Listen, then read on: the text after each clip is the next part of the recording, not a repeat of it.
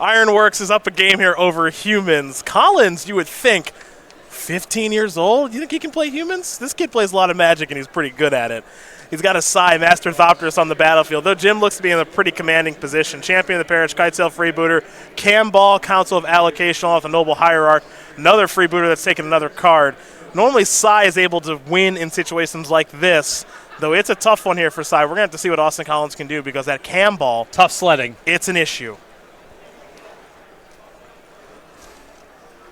This is the biggest addition to this deck. It was already a really good deck, but once players started really getting into Psy and seeing that it can generate so many Thopters, can generate a clock, and buy you enough time to find your combo pieces and draw you cards to find your combo pieces, there's a lot to like about this 1/4 Human Artificer.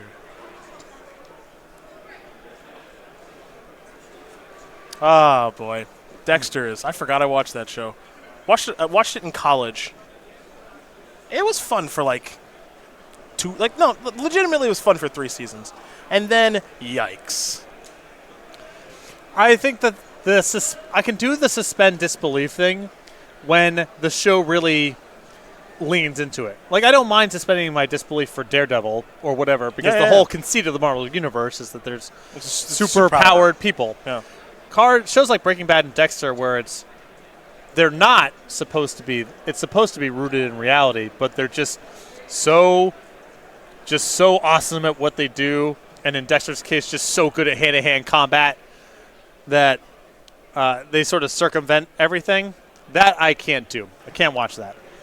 Scrap Trawler.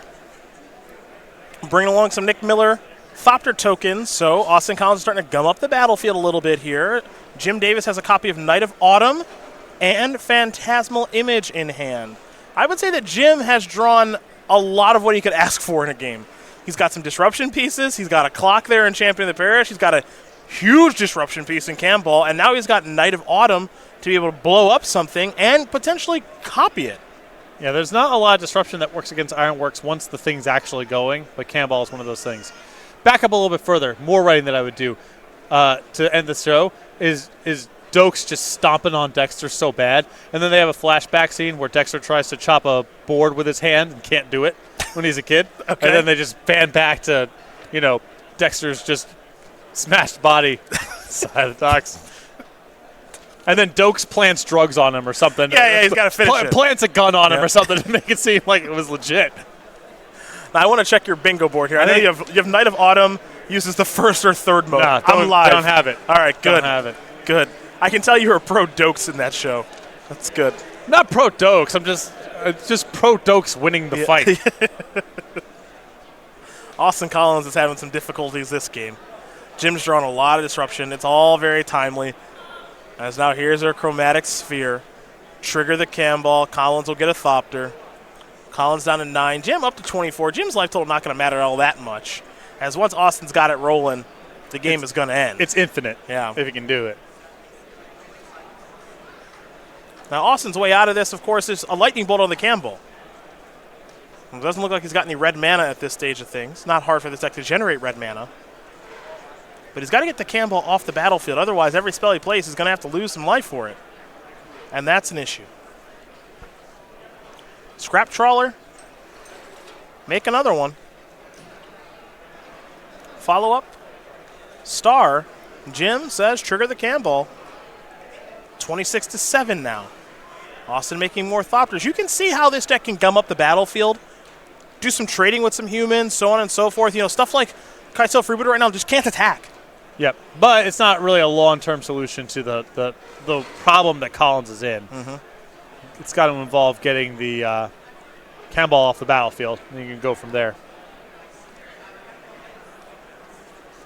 Looks like Jim's going to be playing a Phantasmal Image here. The question is on what? It's pretty easy to say copy Knight of Autumn. I'm not sure if that's exactly what Jim wants to be doing. We're going to find out, though. As he's going to use the Hierarch and the Plains to play the Phantasmal Image. He will copy Knight of Autumn, and he's going to destroy the Scrap Trawler. Trawler will die. Something will be returned from the graveyard. It will be Chromatic Sphere. Again, Knight of Autumn is not a human, so Champion of the Parish is still going to stay as a 3/3. And again, this is kind of the annoying part in situations like this where Jim would like to be attacking, but freebooters can't attack. They'll be double blocked, giving Austin Collins a card back. Cannonball's obviously not attacking. Right. Champion of the Parish isn't big enough to attack. And now we're going to see another phantasmal image as that Cavern of Souls named illusion, and it's going to copy a Kitesail freebooter, make the champion a little bit larger. Jim checking out Austin's resources, deciding between taking Ichor Wellspring or Chromatic Sphere. Yeah, and if it's all the same cycling stuff, you might as well make Collins commit more mana to it. That means Chromatic Sphere will be the selection, and now here comes the champion of the Parish. Collins will do a chump block there with a Thopter, something he can generate quite a few of, though at some point his deck won't cooperate with him to do so because he just simply won't have the life to do so unless he finds a Lightning Bolt or some other way to remove that Cannonball. Now, I believe Collins may have drawn a copy of Engineered Explosives, and if that's what he's drawn, the game certainly does change a little bit here, folks. And he can do it for 3. As he has a Yavimaya Coast, an island, and whatever mana he wants to make off of this, should he feel so inclined. Yeah, what's so unique about this Ironworks deck is you think of it as mostly a colorless deck, right? It's got Ancient Stirring, sure, but it's also got Mox Opal, it's got Chromatic Star, Chromatic Sphere, a couple of different lands like that Snow-Covered Island, Yavimaya Coast. It's also got Terrarian. So for it to make multiple colors of mana for Engineered Explosives is very, very easy. Yeah. Ichor Wellspring comes down. Collins going to lose 2 more life. Has to use that life total definitely correctly, because if he gets anything wrong, it's going to be bad news. 28-5 right now in favor of Davis. And sets Davis up for a position where he might be able to actually go wide and attack with a bunch of stuff because there's no way for Collins to double block effectively. He needs all of his blockers lined up even. So we'll see next turn Davis might be in a position to send with quite a bit, even if those creatures look pretty fragile. And getting in 1 point of damage next turn would even be pretty valuable if he can keep the Cannonball around, because Collins going to 5-4 means he gets 1 spell.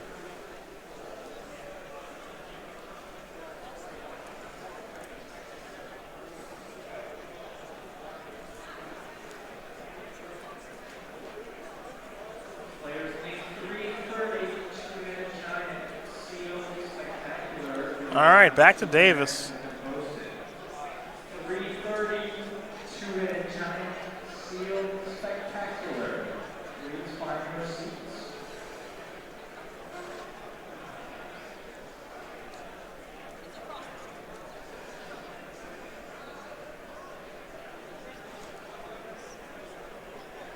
So if Davis sends everything, can Collins get the Cannonball off of the battlefield and survive?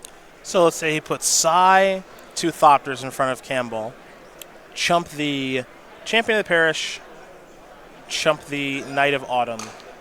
It's lethal. That's still lethal. All right, if that's the case, then I'm sending everything.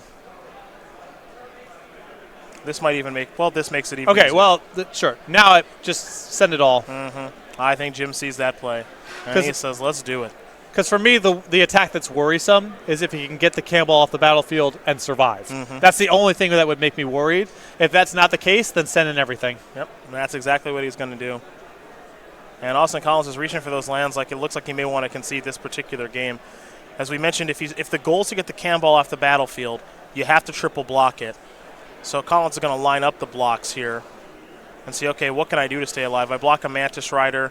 I block your 2 biggest creatures. I end up taking a decent chunk of damage. Going to sacrifice the Ichor Wellspring to the side to be able to draw multiple cards.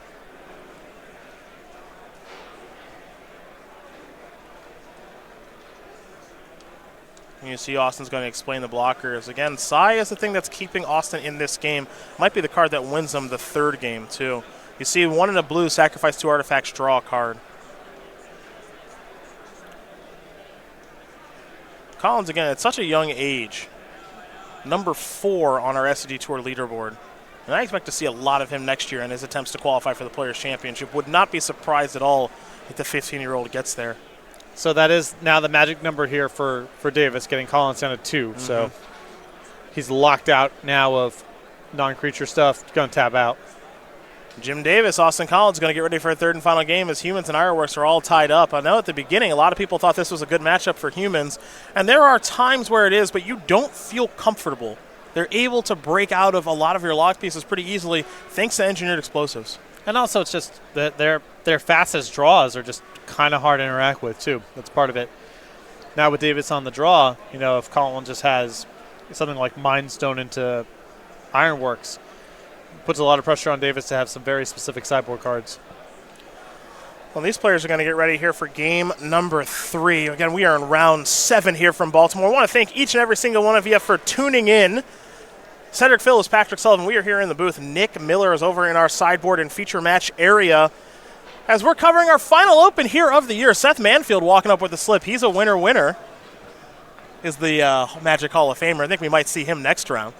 At SCG Tour, hashtag SCGBALT. All weekend long for your tweets as we continue the conversation on how Patrick would rewrite dramas. They'd be much shorter. They'd be much shorter. Yeah. Did you see The Newsroom? Did you see that television show with Jeff Daniels, written by Aaron Sorkin? I think that show is horrible. Okay, I had a feeling you'd say that. Yeah. Yep. I enjoyed that one quite a bit. Yep. How about West Wing? Horrible. Oh, wow. Okay. Well, I should qualify that. I think it has broken people's brains in terms of thinking about politics the right way. Okay, here we go.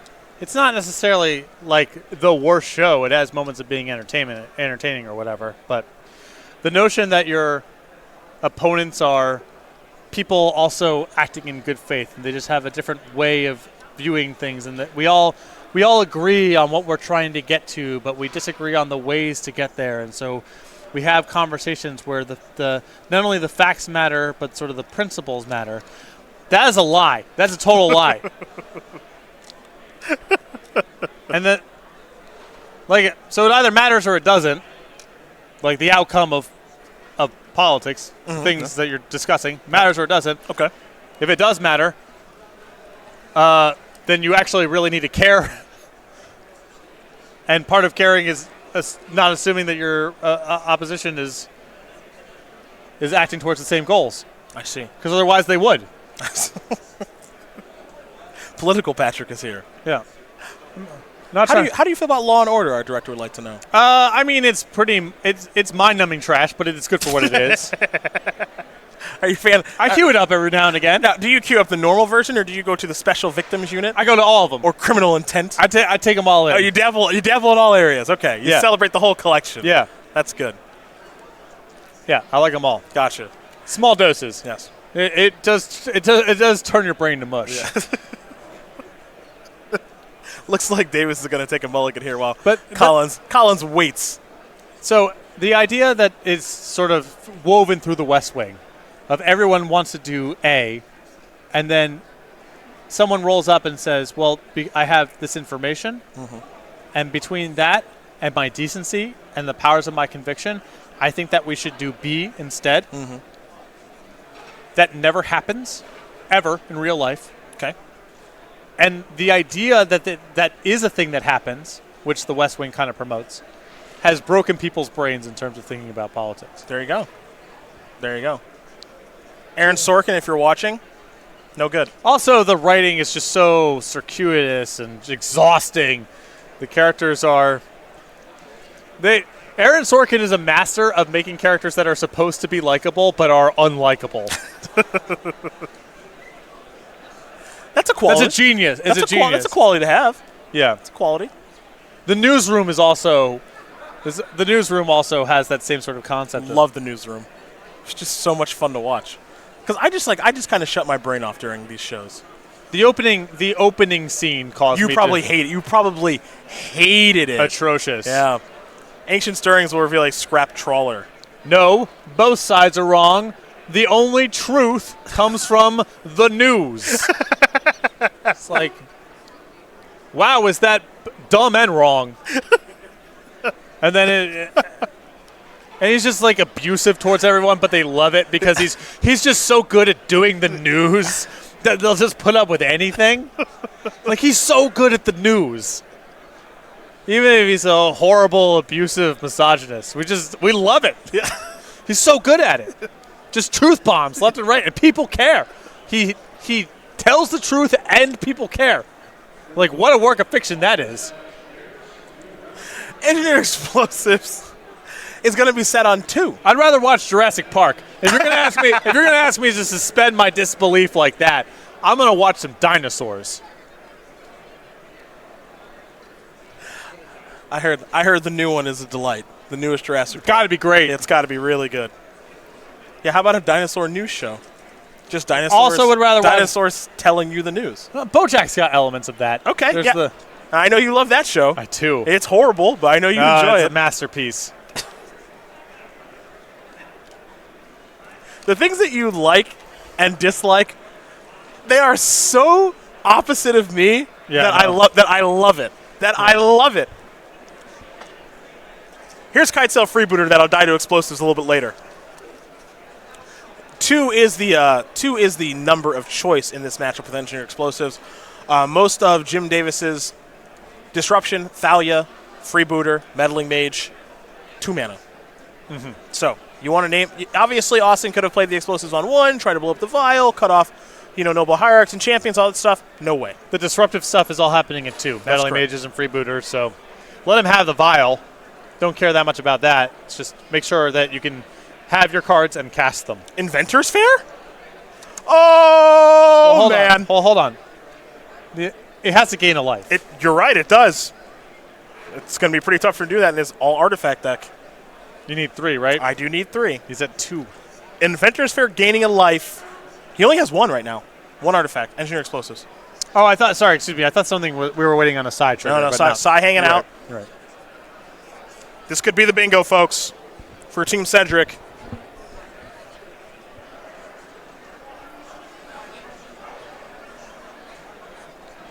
That is a Seachrome Coast. I know this is going to surprise you. Jim's hand is all 2-mana creatures. That are disruptive. They're important. Yeah. They all matter. They're all going to die.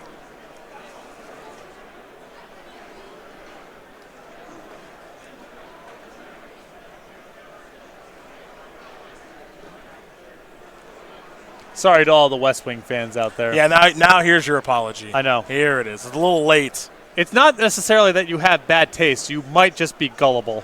I see. Scrap Trawler, the name there with Meddling Mage. Something else for the explosives to sweep up. Austin Collins will draw a card.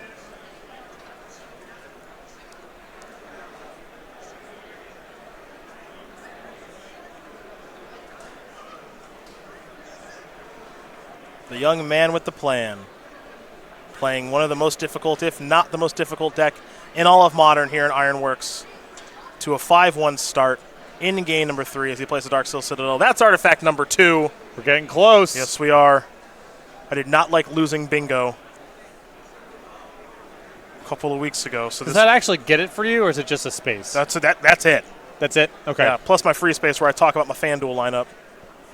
So he's up. He got the requisite number of artifacts. Ironworks is on the battlefield. I wouldn't. You don't really need to sacrifice him. There you go. No, you just hang tight. No need to move. Jim is up against it here. This matchup is really, really hard for humans. Once Ironworks players figured out the way to attack humans, you have to play enough games against the Disruption. You have to play enough games against Thalia and Meddling Mage and Knight of Autumn and everything else to figure out how to beat them. But once you figure it out, humans can't change how they can't pivot. Right. They just are what they are. They are just what they are. This is why people like Banned Spirits better right now. Why I like Banned Spirits better is how's humans supposed to pivot to, okay, you've got explosives, you've got Psi, you have all these ways, you have bolts, these ways to interact with me. Nothing, because my mana base constricts what I can do. And they can't break up the combo once it's going. Exactly. So you have to just put a bunch of stuff on the table, and that plays right into Psi and Explosives' hands. Part of the reason that Spirits are so good against this deck is Ironworks has a huge issue with Spell Queller. Yeah. Of it just swallows up Ironworks or Scrap Trawler, and most of the times it either has 4 toughness or hexproof. Right. So you can't get it off the battlefield. Not to mention, you get access to Stony Silence and Rest in Peace if you want it. You have real sideboard cards. Yeah. Not just Now there's Knight of Autumn. That's going to come in and blow up the old Ironworks.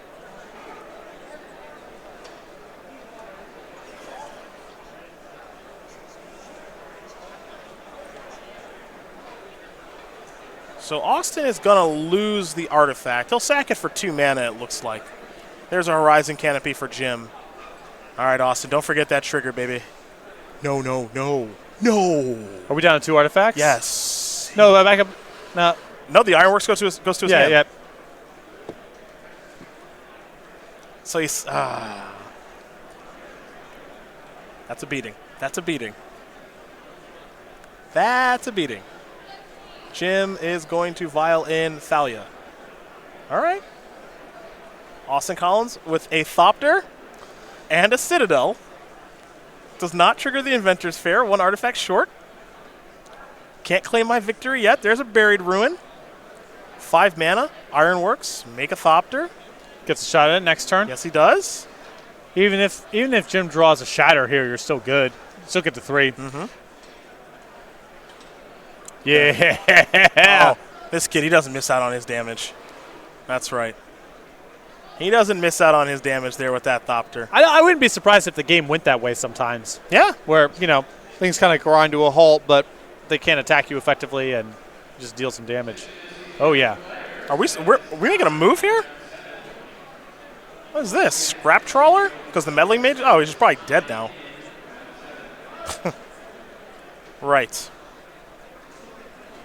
He might just be dead.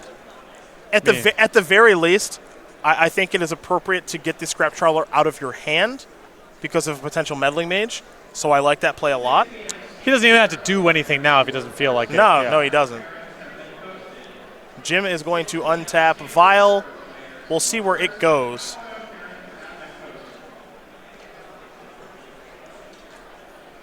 And so that's the other thing, too, is that you would think that Thalia would be pretty good against this deck. And there are some games where it is, and there are games like this where you could not possibly care less about Thalia. As Reflector Mage is the draw off of the Horizon Canopy with the Vial trigger on the stack. Yeah, it's something to do, but it's not going to break up Collins in any meaningful way here. Mm-hmm. Now, if you did read the What We'd Play column on Star City Games that went live on Wednesday on the premium side, Emma Handy, who's been nailing it as far as what players should be playing right now in Modern and across all formats, said Ironworks is the deck to beat until this thing is banned. Dylan Hand, a noted Humans player, feels the exact same way. And Shaheen Sarani, though he did recommend a different deck, he's actually playing Ironworks this weekend because it's the deck that he knows best. I wouldn't be surprised if Ely Cassis is playing the exact same thing. This deck is really incredible. It's continued to evolve where some decks like Humans simply have not or don't have the ability to. I think it's going to have to start with a reimagination of the mana base. Yep, I'm with you. There's not a lot of different ways you can go. Reflector Mage is going to target Scrap Trawler. Collins is going to sacrifice that. He'll get back Engineer Explosives. Probably some juicy targets there. Thalia's Lieutenant will make these creatures a little bit larger. And ding. Congrats. My FanDuel team will not cash. That's me winning, mentioning my fantasy sports lineup, which will not include Andrew Wiggins because he's horrible. There we go. Mwah. A big win. Nicely done. Thank you so much. Use promo code. What promo code should they use at FanDuel? Should we have SCG Tour? Yeah. Get a partnership with them going. It's better that we don't. Just, yeah, promo code West Wing. Yeah. Sorkin rules.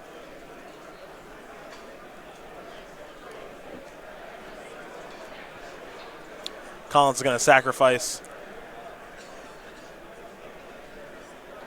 The Inventor's Fair to get a Mirror Retriever.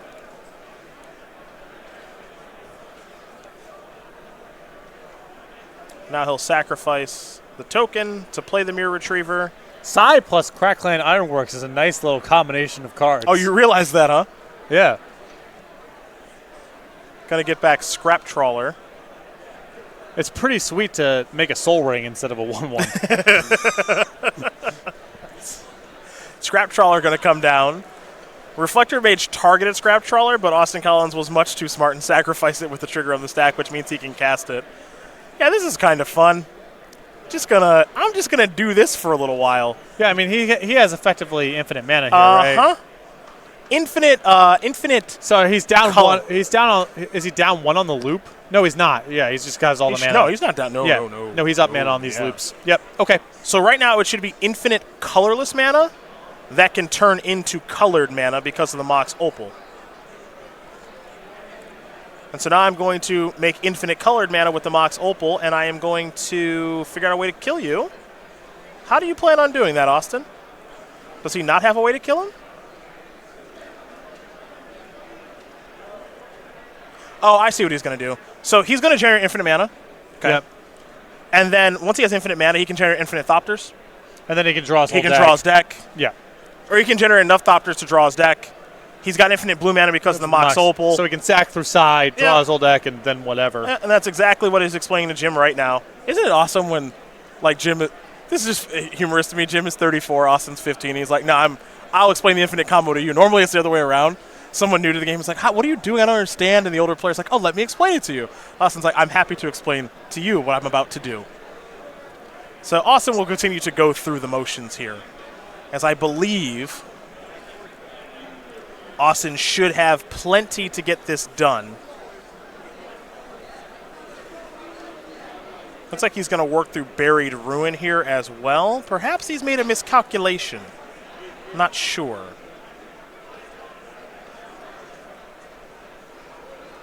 We'll get back Mirror Retriever now with the Buried Ruin. He may need to get a piece here after he re-ups. After he makes infinite mana, he may need the Buried Ruin to get a different piece. Yep. Here's Engineer Explosives. He can also just make infinite. Can he just also make infinite Thopters and pass? And just attack next turn or whatever? I can't say with absolute certainty, but it feels like the answer is yes.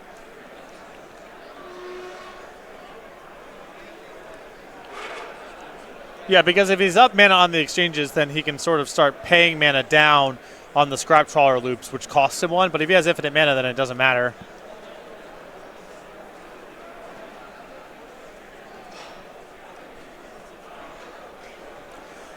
So Collins will continue to spin his tires here as our Ironworks player. This is some of the critique, to be fair, Patrick, why people don't like Ironworks. Oh, you just sit here just forever. It's not determined. I guess now it's deterministic, but we're getting close to it being that way. It's often spots where it's like they're 99.5% to have it, but you have to sit there and wait for the hope they brick some amount of the time, and it's complicated. And if you're curious about how bad of a matchup this is for humans, well, think about the cards that Jim drew this game: Kitesail Freebooter, Meddling Mage, Thalia, Knight of Autumn. A Reflector Mage that sort of interacts, but not really. A Thais Lieutenant to increase the clock. He started the game with a Vial. It's not like Jim's draw was bad. No. And Austin is at 17. Yeah, Jim's got one cam ball on the sideboard, which he didn't draw this game. That's the only thing that really could have made this draw a whole lot better.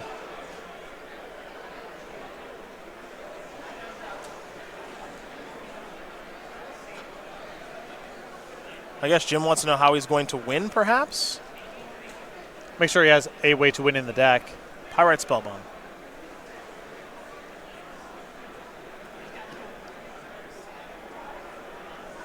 That's it. Austin Collins going to win this game match over Jim Davis. 2-1. Ironworks will take care of humans. And for you Ironworks fans out there,